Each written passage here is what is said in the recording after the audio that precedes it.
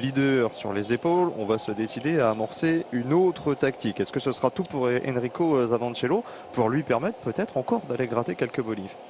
Je pense que ça serait la meilleure option à prendre hein, si on veut garder le maillot du côté de Enrico Zanoncello et de cette équipe Green Project Bardiani. Il va falloir tout miser sur lui pour le sprint, pour aller chercher des secondes de bonification. Il est dans le même temps au classement général hein, que George Jackson. Donc George Jackson, c'est lui hier qui s'impose au sprint, donc il est capable de rentrer dans les bonifications encore une fois aujourd'hui.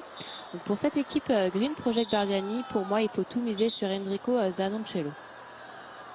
Enrico Zadancello, l'Italien de 26 ans, qui est lui aussi, on le disait tout à l'heure en préambule avec George Jackson, a scoré sur le tour du Lake Taiwu. C'était il y a quelques jours en Chine, pas si loin d'ici. Et la Chine, c'est là où se terminera d'ailleurs hein, dans quelques jours la saison du World Tour Dames avec des épreuves que vous connaissez bien, Roxane, vous les avez déjà pratiquées et qui sont de retour au calendrier. Ça faisait quelques temps qu'on n'y était pas retourné.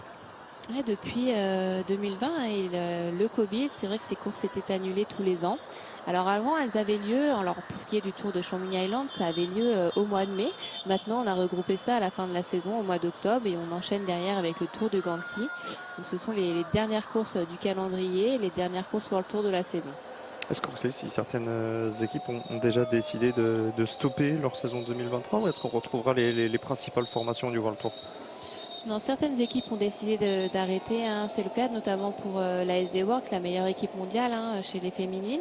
On a décidé d'arrêter sa saison lors du Tour de Romandie. Alors après, il y a eu les championnats d'Europe pour les filles sélectionnées en équipe nationale. Mais certaines équipes ont décidé de faire l'impasse. La saison a été longue, beaucoup de fatigue et on préfère se reposer pour repartir l'année prochaine en pleine forme. Je suis un petit peu inquiet que les SD Works s'arrête aussitôt parce qu'en termes de nombre de victoires, ça risque pas de faire un petit peu juste là pour 2023. Le record est déjà explosé, donc ça va. Ils sont déjà, je pense, assez satisfaits de ce qu'ils ont pu réaliser tout au long de l'année. C'est vrai que c'est assez incroyable. Hein. Je pense que c'est jamais arrivé dans le monde du cyclisme d'avoir autant de victoires comme ça pour une seule équipe.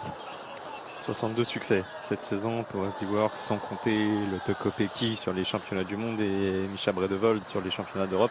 62 victoires, c'est le même total que la Jumbo-Visma de Christophe Laporte, lui aussi sacré sur le Van Berg ce week-end. Magnifique ce succès pour l'équipe de France, le premier sur des championnats d'Europe élite. Retour au Langkawi, 43 km de l'arrivée et 1 minute 10 pour l'instant le peloton qui gère son retard. Ça devrait pas poser de problème de rentrer sur ces 8 coureurs-là, d'autant que les principales formations de sprinteurs que vous avez citées tout à l'heure, avec Astana, avec Green Project, avec Tudor, ne sont pas représentés devant, donc on va trouver des alliés. On va trouver des alliés et encore une fois, hein, comme c'était le cas lors de la première et de la deuxième étape, on n'a pas trop d'inquiétude au sein du peloton. On sait que, alors oui, aujourd'hui il y a un peu plus de monde dans l'échappée. Les autres jours on retrouvait un homme seul à l'avant, donc c'était beaucoup plus facile à contrôler. Aujourd'hui on a 8 hommes, mais derrière, voilà, il y a encore de la main d'œuvre pour revenir sur cette échappée et qu'on puisse se disputer un sprint royal. Parlez-nous des derniers kilomètres, Roxane, parce que c'est vrai qu'hier c'était un petit peu confus. On n'est pas passé loin de partir au tapis hein, dans les derniers hectomètres. Est-ce qu'on doit s'attendre à un final piégeux aujourd'hui? Ça ressemble un petit peu à hier, hein, finalement. Hier, on avait ce dernier virage à 200-300 mètres de la ligne. On est venu se frotter hein, du côté de la Bardiani. On a eu la chance finalement, pas de chute. Aujourd'hui, bah, on retrouve un petit peu le même type de finale avec un dernier virage à gauche à environ 300 mètres. Donc, ça sera aussi primordial d'être bien placé dans les premières positions si on espère rapporter la victoire.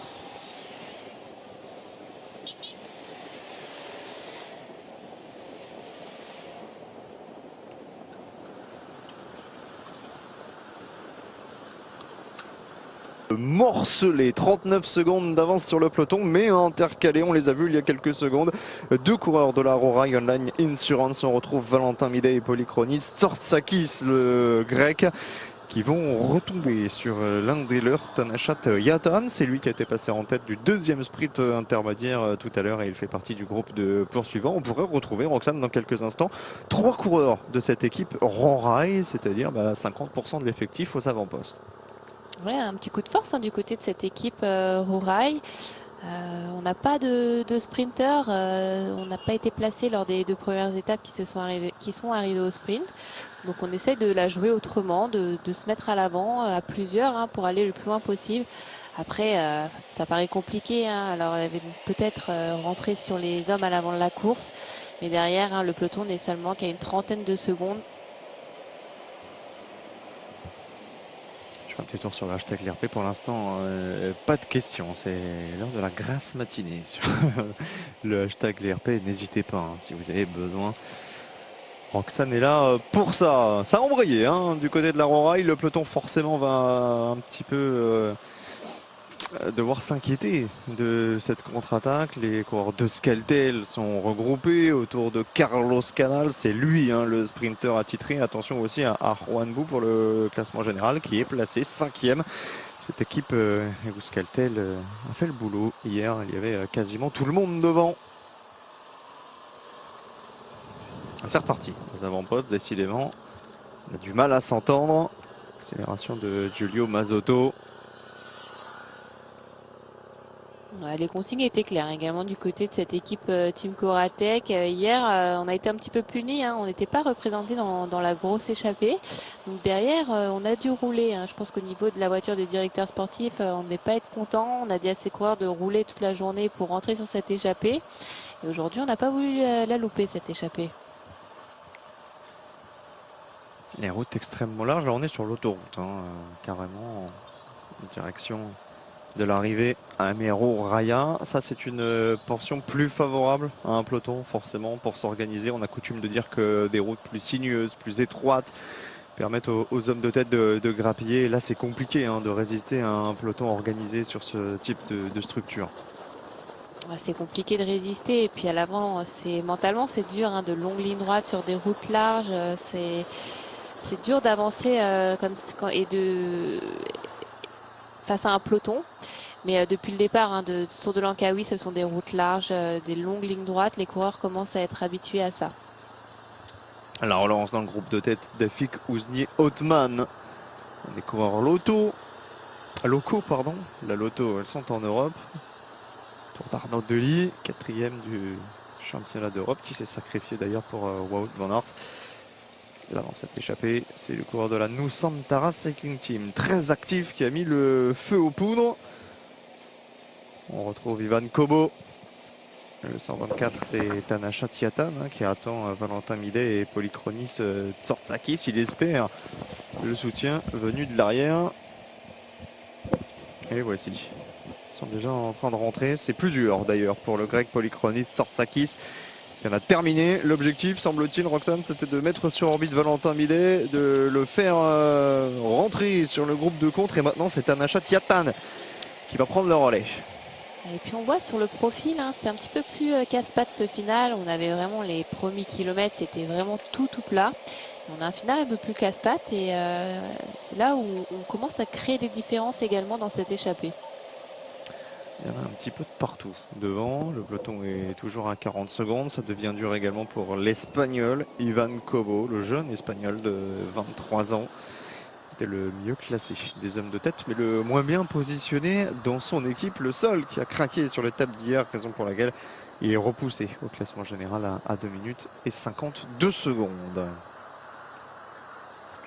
Il faudra avoir un œil aussi hein, pour cette équipe Kern Pharma Roxane demain, parce que les Espagnols sont réputés bons grimpeurs et que tout le monde est passé hier sur une étape qui présentait du dénivelé en début de course. On a une belle équipe hein, du côté de la Kern Pharma. On avait cité hein, un peu plus tôt de ce Tour de Langkawi Pablo Castrillo hein, pour effectuer un bon classement général. On a des bons grimpeurs, donc je pense qu'eux attendent leur heure et ils attendent cette étape de demain avec impatience.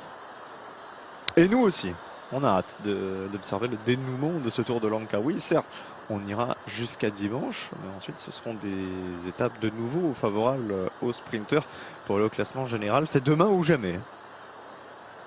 Demain, c'est la seule opportunité hein, de créer vraiment des écarts. Après, on aura encore des étapes réservées aux sprinteurs. Donc demain, si on vise le classement général, il faut être dans un bon jour et pas se louper. Ils ne sont plus que 4 devant. Ils étaient 8 puis 7. Et maintenant, c'est un covoiture qui va tenter de résister à ce peloton. On retrouve Othman, le Malaisien, on retrouve Giulio Mazzotto, très actif, l'Italien, de la Coratec, Nicole Parera. Ils étaient un Philippin qui portait les couleurs de l'équipe 7-Eleven. Et puis le dernier représentant de ce groupe de 4, c'est Dong Hyok Choi, le Coréen. À noter qu'un Français, Valentin Midet, est en train d'essayer d'opérer la jonction.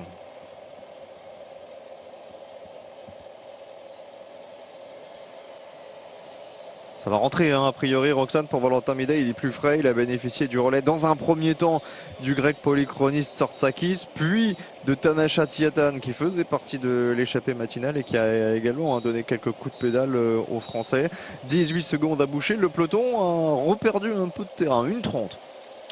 Il est plus frais, mais c'est jamais une situation facile. Lorsque vous vous retrouvez comme ça en chasse-patate entre l'échappée et le peloton, oui, il est plus frais, mais devant, on est quand même encore 4 à se prendre des relais.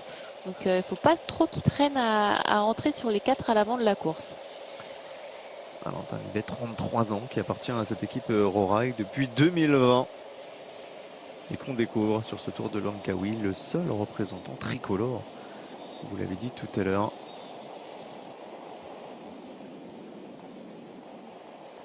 C'est un doubien, Valentin Midet. Il avait déjà brillé un petit peu plus tôt dans la saison sur le Tour de Thaïlande, dont il avait pris la 4e place. Et apparemment, c'était une terreur dans les jeunes catégories. Il gagnait toutes les courses du côté de la Franche-Comté, dans les catégories minimes et cadets.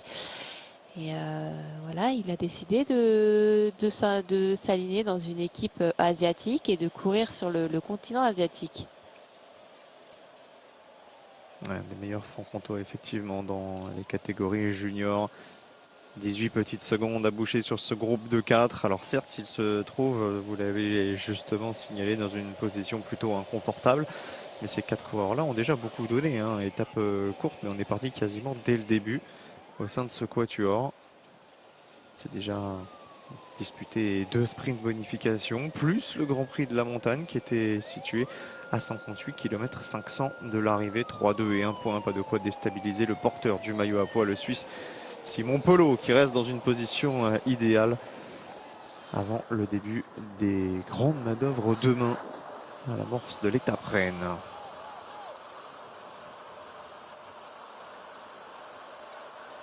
Aucune victoire professionnelle encore pour Valentin Midet. Et si c'était aujourd'hui, quelles sont les chances de ce groupe de tête? Ils sont 4, peut-être bientôt 5, 23 km de l'arrivée et le peloton qui ne reprend plus rien. 1 minute 30 malgré les efforts conjoints des Green Project Bardiani, d'Enrico Zanancello et des Bolton Equities Black Spoke de George Jackson, vainqueur hier. Les chances, 2%. Minime. 2%.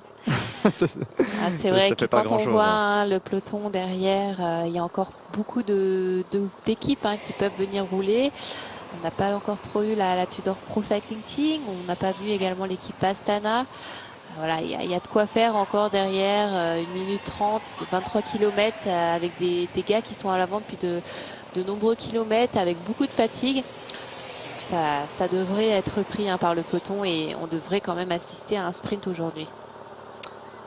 On vient de passer justement le deuxième sprint bonification du jour, dont le résultat sera anecdotique parce qu'aucun des coureurs placés, soit au classement général, soit au classement par points, ne figure à l'avant. En revanche, les écarts ne sont pas encore actualisés. Il est quasiment rentré, Valentin Midet, sur ce quatuor emmené par Dong Hyok Choi. Dong Hyok Choi est passé en tête il y a quelques instants au sprint intermédiaire. En tout cas, maintenant, on ne va plus se relever jusqu'à la ligne. C'est en train de s'organiser. On a mis un sacré coup de turbo.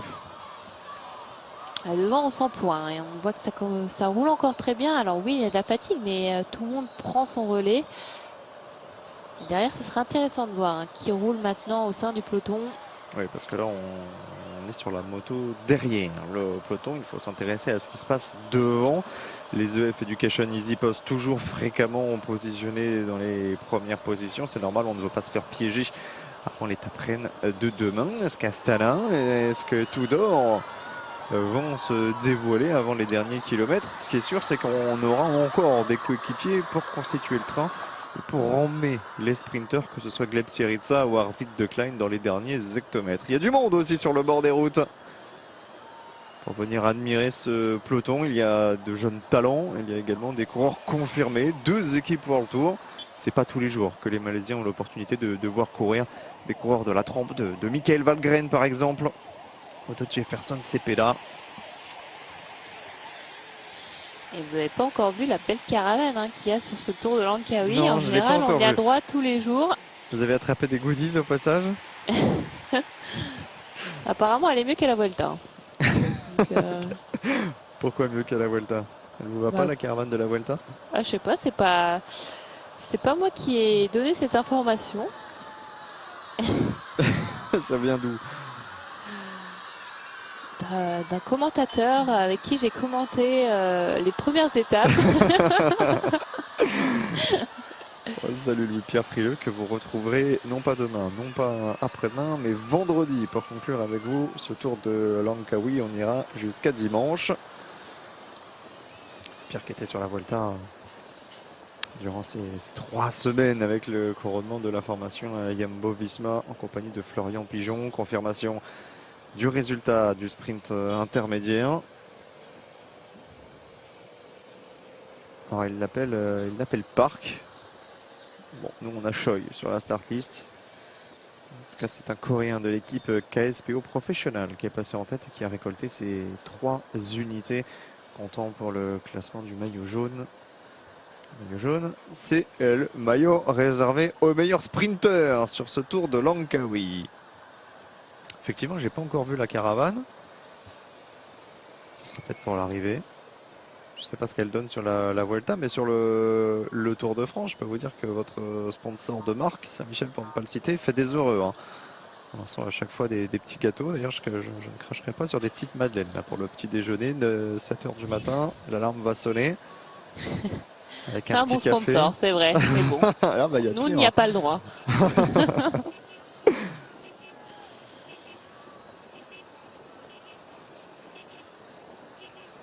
Mais pour l'instant, ça a l'air de tenir. Ils ont de la chance pour le moment sur ce Tour de Langkawi. C'est vrai qu'on a eu un petit peu de pluie lors de la première étape, mais pas non plus des trompes d'eau comme ça a pu être le cas les années passées. Donc pour le moment, c'est plutôt une bonne température et des bonnes conditions pour faire du vélo, même s'il fait très chaud et très humide. On a pu voir lors des arrivées, les coureurs se faisaient arroser parce que c'était quand même compliqué pour les organismes cette chaleur humide. Mais sinon, la pluie est moins présente que ce que j'ai pu entendre des années passées. Oui, c'est vrai. J'ai souvenir de certaines étapes sous le déluge ces dernières années. Ça n'avait pas empêché des coureurs prestigieux de mettre leur nom au palmarès. On va passer, c'est Ivan Sosa qui avait été sacré sur ce tour de Langkawi. On n'amuse pas la galerie devant. Ça y est, on a mis en route 1 minute 35. Dernier écart, 16 km de l'arrivée. Ils sont toujours 4 et ils resteront à 4. En tout cas, on ne retrouvera pas le soutien du Français Valentin Midet qui a calé à seulement quelques encablures de ce quatuor. Et derrière, on a hâte de savoir qui roule. Il suffisait de demander. C'est toujours la Bolton Equities. Changement de configuration tout de même avec les coéquipiers de Gleb Syriza, vainqueur de la 2e étape pour Astana, qui sont en train maintenant de faire leur apparition en tête de peloton. Et on en a mis un également de la Tudor Pro Cycling, un coureur à rouler pour aider Astana et la Bolton Equities Black Spock. Par contre, on ne voit plus trop de Bardiani à l'avant, alors que c'est eux, on le rappelle, qui ont le maillot de leader avec Enrico Zanoncello. Tout à fait. Les Bardiani pour l'instant ne sont pas menacés par les hommes de tête. Le mieux classé tout à l'heure, c'était Ivan Cobo, l'Espagnol, à 2 minutes 52 pour la Carne Pharma. Il a sauté parmi les coureurs devant. C'est Giulio Mazzotto maintenant qui est le mieux positionné des hommes de tête, mais tout est relatif. Il figure tout de même à 30 minutes et 39 secondes. Autant vous dire que cette équipe Green Project Bardiani n'est plus à se soucier de la présence des échappés. Maintenant, ce sera tout pour tenter de préserver le maillot par rapport à George Jackson, puisqu'on rappelle que Zanoncello et Jackson sont dans le même temps. S'il y a changement de leader aujourd'hui, ça se jouera à la Bolif.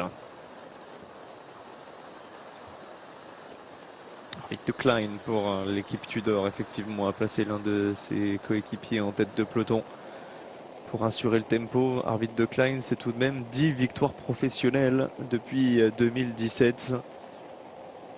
Il en a quelques-unes prestigieuses au palmarès. Il avait notamment battu Alvorsen, Cavendish et Philipsen sur le Tour de Turquie. C'était en avril 2021 et puis c'est lui qui avait enlevé la première étape de ce Tour de Langkawi. Vous l'avez commenté samedi avec Louis-Pierre Frileux. Ça ne s'est pas joué à grand chose, mais Arvid de Klein a surgi au meilleur en des moments pour venir devancer Sacha Ouemas et Gleb Syriza. Oui, puis cette année, hein, également de belles victoires hein, pour Arvid de Klein, puisqu'il s'est imposé sur le Deutschland Tour, sur le ZLM Tour, les boucles de la Mayenne, Milan-Turin. Donc c'est quand même des courses assez prestigieuses. Ça prouve sa valeur dans le sprint mondial. Et hier, alors lors de la première étape, il a parfaitement joué. Gleb Syriza avait lancé son sprint un petit peu trop tôt. Il a profité de ça. C'est un petit peu plus loupé sur la seconde étape, mais aujourd'hui, encore une opportunité pour lui d'aller chercher une nouvelle victoire. Je suis un peu surpris de l'écart qui nous est transmis. 2 minutes 15 à 14 km de l'arrivée. S'il y a vraiment 2 minutes 15... C'est surprenant quand même. Parce que le peloton roule derrière. Alors certes, on s'emploie aussi dans cette échappée.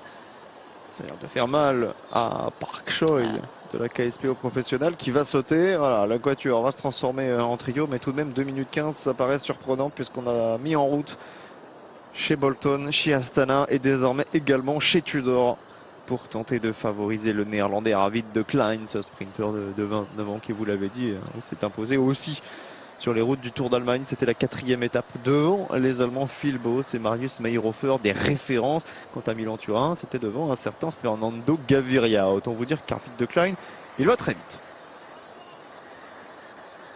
J'ai pas réussi à voir les annotations de l'ardoisier. Ça, c'est quand même beaucoup plus fiable que le GPS. C'est vrai que 2 minutes 15, ça paraît quand même étonnant. Hein. Alors derrière, on a quand même, voilà, on a mis des hommes à rouler. Un pour l'équipe Astana, pour la Tudor Pro Cycling Team, pour la Bolton Equities Blacksburg. Donc ça m'étonnerait qu'on ait perdu autant de temps en si peu de kilomètres. Alors c'est pas évident d'anticiper les changements de plan de la réalisation, mais je vais quand même tenter des pointages sauvages pour essayer d'en savoir plus, parce que s'il y a vraiment 2 minutes 15, Roxane, là le bras de fer est en train de tourner à l'avantage des 3 hommes de tête. Mais on va quand même employer le conditionnel parce que ça paraît surprenant. S'il y a vraiment 2 minutes 15, l'échappée peut aller au bout. Alors j'ai fait un petit pointage, un panneau jaune sur le bord de la route. Si on reste derrière le peloton comme ça, je vais pouvoir vous donner l'écart. Mais pour l'instant, je ne le vois pas. Parce que... Je me demande si c'est pas ce panneau d'ailleurs. Ouais, je crois que c'était ce panneau et mon chrono a été déclenché il y a 40 secondes. Donc autant vous dire que les 2 minutes 15 a priori ne sont pas bonnes et que le peloton est en train de se rapprocher d'Otman, de Mazotto et de Pareja. À 12 bornes de l'arrivée. Sprint massif attendu aujourd'hui dans les rues de Méro-Raya. Pour ceux qui nous rejoignent, qui n'étaient pas avec nous en début de course et qui n'auraient pas forcément suivi les 3 premières étapes, est-ce qu'on peut refaire un tour d'horizon rapide des principaux favoris, des principaux outsiders que vous avez listés? On devrait retrouver un peu les mêmes que lors des 2 premières étapes, qui étaient également des étapes réservées pour le sprinter. Donc on a du côté de la Tudor Pro Cycling Team Arvid de Klein, le néerlandais. Après, bien sûr, du côté d'Astana, Gleb Syriza qui s'est imposé, lui, lors de la seconde étape. Après, on peut, bien sûr, Enrico Zanoncello, qui a terminé 2e hier, qui porte le maillot de leader du classement général.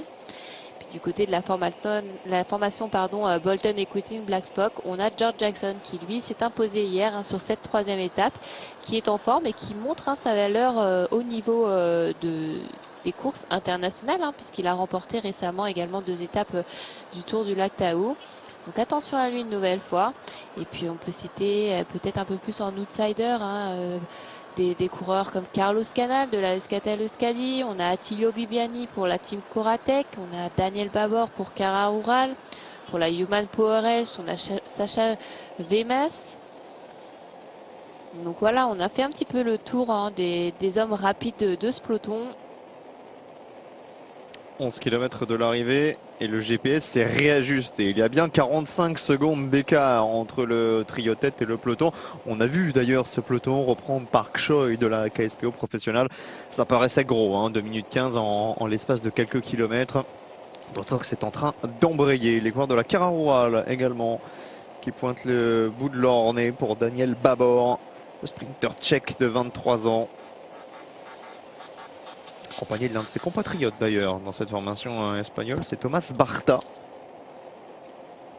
Ils sont encore deux Ouais, et placés. attention aussi, on n'a pas cité, mais un petit Malaisien qui a terminé 4e de la première étape hein, avec Abdul Halil. Izzat Abdul Halil, dossard 211, 4e de la première étape. Il a disparu des radars hier, comme les principaux sprinteurs. Battu par un début de course haletant qui présentait du dénivelé. On n'a pas cherché à s'accrocher outre mesure en sachant qu'on aurait une nouvelle opportunité de briller aujourd'hui. Quand on est lâché, peu importe si on finit à 10, à 15 ou à 30 minutes, l'important c'est de tenter de scorer le lendemain. Allez, nouvelle accélération dans le groupe de tête, c'est Giulio Mazzotto. Décidément, il est intenable, l'Italien de la team Coratec. On est entré dans les 10 derniers kilomètres. Il y a nécessité maintenant de relancer l'allure, mais Mazzotto, il fait mal à ses compatriotes d'échapper. Compatriotes, non, c'est compagnons plutôt. C'est le seul Italien du groupe de tête. Il essaie de s'isoler hein, tout seul maintenant. Il reste 10 km. Bon, il le sait hein, que c'est peine perdue, mais il veut aller jusqu'au bout des choses et se faire plaisir une dernière fois. C'est vraiment le comportement idéal, la stratégie payante. Lorsqu'on est trois, qu'on tente de résister au peloton, là en plus il va se relever Mazzotto Oui. alors que c'est pas encore rentré, c'est curieux quand même. C'est peut-être pour avoir juste le prix du combatif du jour. Hein. Pour aller sur le podium tout à l'heure. Une attaque pétard à mouiller, comme on appelle dans le jargon. C'est rentré pour Afik Ouzni Othman, le Malaisien, et pour Nicole Pereira, coureur philippin. Il a du mal à boucher les derniers mètres, mais ça va le faire. Giulio Mazzotto, c'est le plus fort, mais ça ne sera pas au bénéfice de l'échappée, ce qu'il vient de tenter. Le peloton a repris 20 secondes en l'espace de quelques hectomètres. L'étape était courte aujourd'hui, je vous le disais tout à l'heure, 141 km, ça va certainement permettre aux principales formations, que ce soit la Tudor, d'Astana, de mettre en place un train solide autour de Klein ou de Syriza. Il va rester de la main d'œuvre avec davantage de fraîcheur. Attention à ce final qui sera piégeux dans le dernier kilomètre et ce virage gauche quasiment à angle droit à 400 mètres de la ligne. Vous le disiez tout à l'heure, ça ressemble un petit peu à la configuration d'hier, si ce n'est qu'on tournera de l'autre côté. Hier, c'est un virage droite qui a perturbé d'ailleurs les Green Project. Les routes sont assez larges, mais il fallait quand même bien négocier hein, hier ce dernier virage et aujourd'hui ce sera la même chose. Le virage aujourd'hui est situé un peu plus loin hein, qu'hier puisque aujourd'hui c'est aux 400 mètres donc il ne faudra pas virer non plus en première position, hein, ça sera beaucoup trop tôt. Mais en tout cas il faudra être dans les 5-6 premiers pour pouvoir espérer aller chercher cette victoire. Vous vous inquiétiez de la présence des Green Project, eh bien ils sont tous revenus aux avant-postes de ce peloton autour du leader Enrico Zanoncello, tout de bleu vêtu. Une équipe entièrement constituée de coureurs transalpins avec Luca Covilli, Lorenzo Conforti, Davide Gaburo, Matteo Scalco, Emanuele Tarozzi. C'était surprenant quand même, hein, Roxane, sur la première étape d'en voir 3 dans le top 10. Il y avait Zanoncello, il y avait également Conforti et Gaburo. Et un autre Italien, je pense que vous avez raison, hein, je pense que votre hypothèse était la bonne. Giulio Mazzotto a une nouvelle fois attaqué devant. Ah non, c'est pas lui, autant pour moi. C'est Pereira là, qui a tenté de prendre les commandes. Il va être revu hein, par l'avant-garde du peloton. 8 km. Il n'y a plus que lui hein, maintenant. Tout le monde a été repris, mais voilà, c'est bientôt terminé également. Ouais, c'est quasiment fini. 7 km et le peloton va se jouer la gagne aujourd'hui. On n'en doutait pas trop. Alors si, on a douté l'espace de quelques instants, mais parce que le chrono s'est affolé. Le GPS nous annonçait 2 minutes 15. Dans les faits, il y avait plus 45 secondes que 2 minutes. Et toujours Black Smoke. Hein. Black Smoke, aujourd'hui, affiche ses ambitions pour le vainqueur d'hier, George Jackson. On est en confiance hein, du côté de cette équipe Bolton Equity Black Spock. Hein. On a gagné hier avec notre sprinter George Jackson. On sait qu'il peut aller chercher une autre victoire et puis également hein, le maillot de leader du classement général. Donc on prend ses responsabilités. Ce sera important de surveiller s'il y a des bonifications pour George Jackson et pour Enrico Zanoncello, non pas Gasparotto. Mais il faudra aussi surveiller les places, hein, parce que le classement général, pour l'instant, est à l'avantage de l'Italien à l'accumulation des positions sur les premières étapes. Il y a quasiment tout le monde encore dans ce train de la Bolton Equities qui est en train de prendre place sur le côté gauche de la route. Il va être rejoint par les coéquipiers de Gleb Syriza de l'équipe Astana Kazakhstan Team. Pour le moment, c'est la Tudor Pro Cycling Team qui est un peu plus discrète. On attend peut-être les derniers kilomètres pour se propulser à l'avant du peloton et emmener son sprinter Arvind de Klein. Anne van Egelen pour la Rorion Insurance. C'est un coureur néerlandais dans les dernières positions du peloton. On retrouve également celui qui était dans l'échappée aujourd'hui, Afik Ouzni Othman, porteur du maillot de la Nusantara Cycling Team. 6 km de l'arrivée, ce sera une nouvelle fois un sprint massif. Roxane vous a égrené les noms des principaux favoris à suivre dans ce final. Les deux noms qui sortent du lot, c'est bien sûr Gleb Syriza, le russe d'Astana, et Arvid de Klein, le néerlandais de la Tudor. Arvid de Klein, porteur du maillot jaune du classement par points. Enrico Zanoncello, c'est le leader du classement général. Il sera en bleu. George Jackson pour la Bolton Equities. Ce sont ses coéquipiers qui roulent actuellement. Lui, c'est le vainqueur d'hier. On suivra également l'Espagnol Carlos Canal, le Belge Sacha Wemas, le Tchèque Daniel Babor, l'Italien Attilio Viviani, le Néerlandais Raymond Kreder ou encore le Malaisien Mohamed Izzat Ilmi Abdoulalil. On ne dira qu'une fois son nom complet. Et on aperçoit également la Human Power Health qui commence à replacer son sprinter. Aujourd'hui, on a un peu plus de trains finalement qui se mettent en place par rapport aux deux premières étapes. Un peu plus organisé. L'équipe Human Power Health qui disparaîtra du peloton la saison prochaine, du moins pour l'entité masculine, parce que l'équipe dame, elle, poursuivra. C'est l'une des dernières occasions de faire briller ce maillot. Et 5 km. Effectivement, la Human Power Health en train d'assumer ses responsabilités. C'est un mano à mano maintenant avec les Bolton Equities.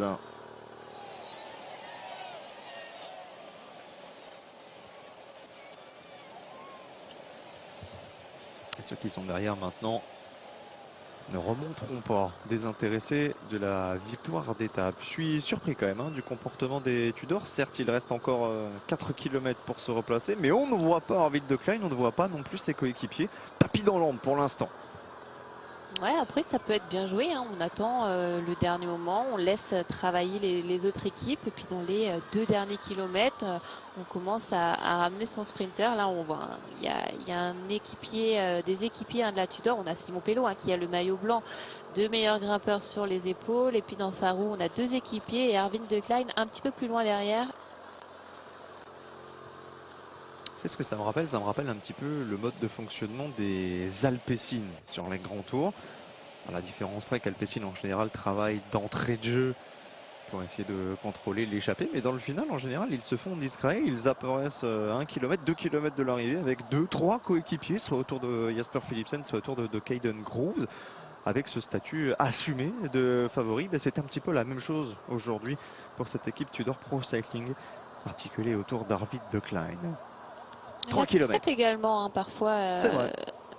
Et c'est vrai que c'est bien joué parce que à vouloir parfois prendre le manche un petit peu trop tôt, on manque d'équipiers dans le final et c'est finalement le plus important pour le sprinter d'avoir un équipier dans les 500, le dernier kilomètre. Donc c'est plutôt bien joué du côté de la Tudor Pro Cycling. Après avoir si dans le final on va être capable de l'emmener correctement, Arvind de Klein. Ce ne sera pas Hannes Kuilsch en tout cas qui l'emmènera, l'Allemand de cette équipe Tudor, dans les derniers de ce peloton. Et toujours les Bolton Equities pour George Jackson. Est-ce que ce sera l'année des Jackson après Allison, vainqueur sur Paris-Roubaix? Assistera-t-on à un nouveau sacre cette fois-ci pour George Jackson? Aucun lien de parenté bien sûr. L'une est canadienne, l'autre est australien. En tout cas, on a encore du monde autour de George Jackson. Il a encore 2 équipiers devant lui, à moins de 2 km de l'arrivée. Intéressant, ce que font les coureurs de la Bolton Equities. Venir rivaliser avec les formations du World Tour, avec Astana Kazakhstan Team, avec une Pro Team comme la Tudor. Ils sont encore 2 devant Jackson. Ascaltel également en train de replacer Carlos Canal. 2 km de l'arrivée maintenant. Ils tiennent les Bolton Equities, on est encore loin de l'arrivée, plus d'1,5 km.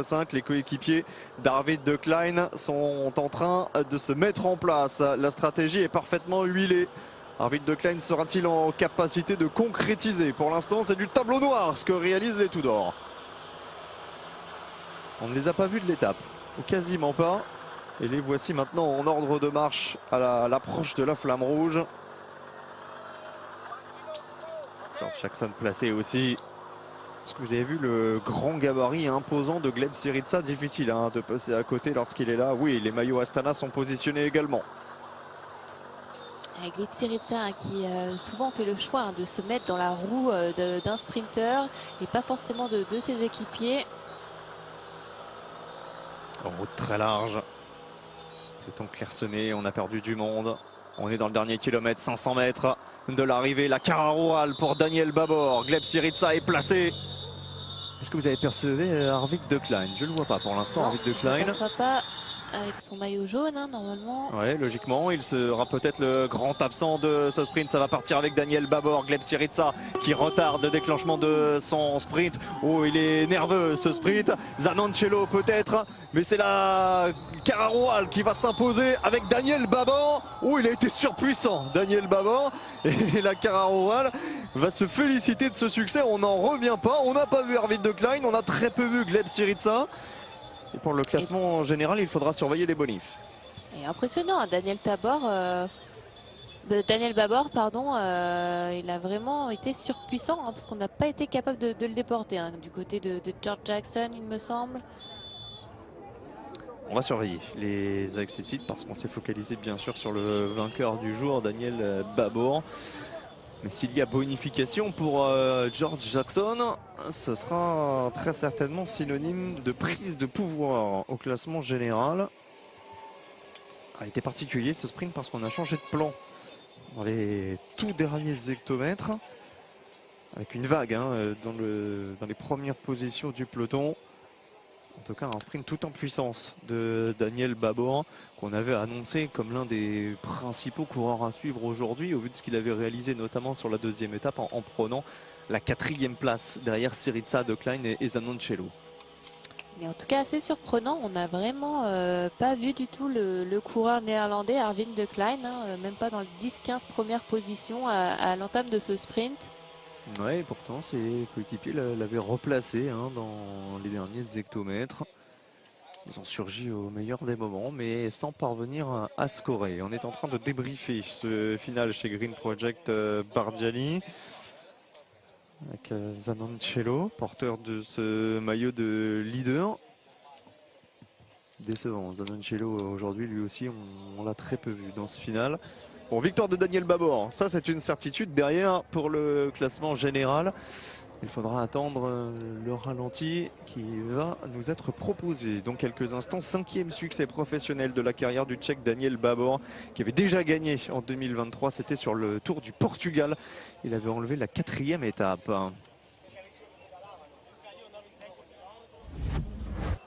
Roxane, on va revoir ce qui s'est passé. Aux 500 mètres, c'est la Cararoual qui emmène pour Daniel Babor. Syriza est là, mais effectivement, pas d'Arvid de Klein. En tout cas, il a été très bien emmené. Daniel Babor, c'est un équipier qui lui a parfaitement fait le lead-out. Et derrière, c'est lui qui déclenche le sprint et personne n'a été capable de le remonter. Zanoncello était là et je pense que George Jackson va prendre des bonifs devant Sacha Wemas. Pour moi, c'est 1 Babor, 2 Jackson et 3 Wemas, qui permettrait à George Jackson d'endosser ce maillot de leader avant l'étape réelle. What about you? Did you think you would win today? Est-ce que vous pensiez que vous alliez gagner aujourd'hui? On avait un plan pour aujourd'hui.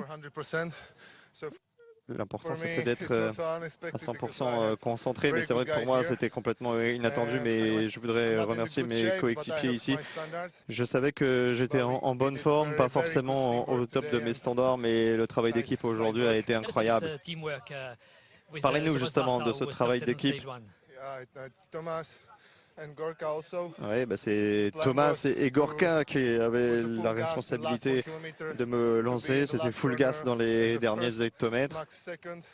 Et après, je savais que j'avais sous la pédale la possibilité d'être à 100% dans les derniers mètres. C'est votre première participation à cette course. Qu'est-ce que ça signifie pour vous? Ouais, c'est une très très belle victoire. J'ai un petit peu galéré cette année, mais je finis la saison avec de bonnes jambes. Donc ça veut dire beaucoup pour moi et ça veut dire beaucoup aussi pour l'équipe.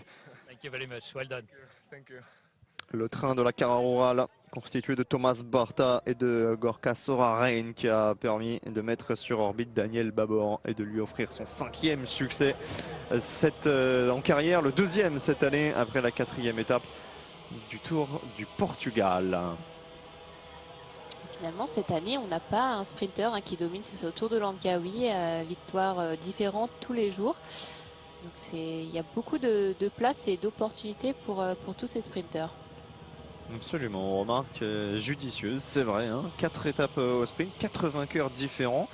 Et on aura aussi, a priori, aujourd'hui, un changement de leader au classement général. On attend la confirmation des bonifs empochés par George Jackson. Et demain, on aura aussi, a priori, un changement de leader à l'issue de l'étape reine qui nous conduira sur les hauteurs de Genting Highlands. Par-delà le col de Bentong, 8 km 800 à 4%, classifié première catégorie. Puis derrière, il faudra encore repartir à l'assaut de la rampe finale, 8 km 800 à plus de 8% de moyenne au sommet de Genting Highlands à 1644 mètres d'altitude. On va revoir encore ce sprint parfaitement emmené par les coéquipiers de Daniel Babor chez Carrera. Sacha Wemas placé dans la roue, tout comme George Jackson. Mais ça n'a pas suffi parce que Daniel Babor était surpuissant dans ce final. Il était surpuissant, il a été très bien emmené alors par Thomas Barta, il me semble, le dernier coureur de la Carrera qui a emmené Daniel Babor.